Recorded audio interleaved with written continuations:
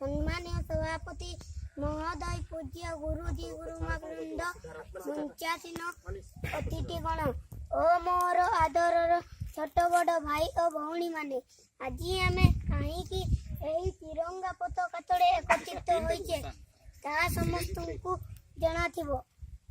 एही अवसर मते किछि कहिबार सुजोग मिलिथिबार मु निजको मु धन्य मान करूछि। प्रथम एही तिरंगा पताका तले आमे समस्त भारतीय एक होई देश पई भलो काम करबाकू शपथ नेबा। आज हेउछि 2019 मसिया जनवरी मास 24 तारिख 70तम साधारणतंत्र दिवस।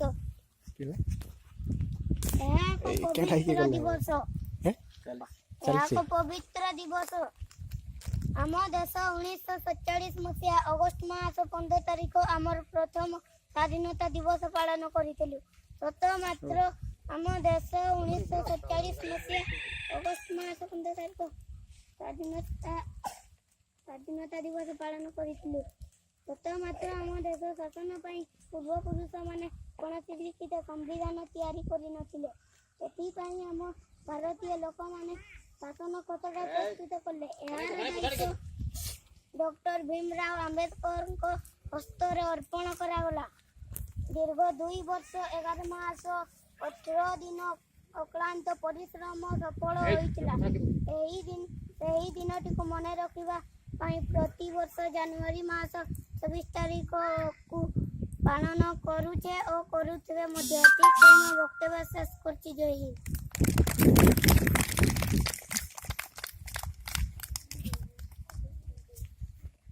माननीय सभापति नमस्ते गुरुजन ओ मोर छोट बड़ भाई भौणी, आज मु आपनक आगरे मो कुंडी मनर भाव प्रकाश करूछि।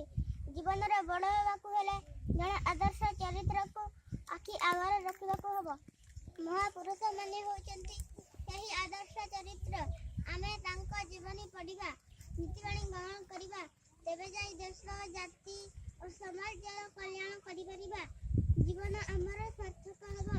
तेणु मु कहूछि भाषण बेले विवेकानंद, अहिंसा बेले गांधी, शांति पाई की चाचा नेहरू, मने रखी था भाभी ज्ञान पाई की शंकराचार्य, भक्ति पाई मीरा, वीरत पाई वीर सुभाष, मने रखी था पर जन को सदा आदर्श रखी टीके संग्रहण कर। एतिके मोर टीके सतरे सरला। जय हिंद।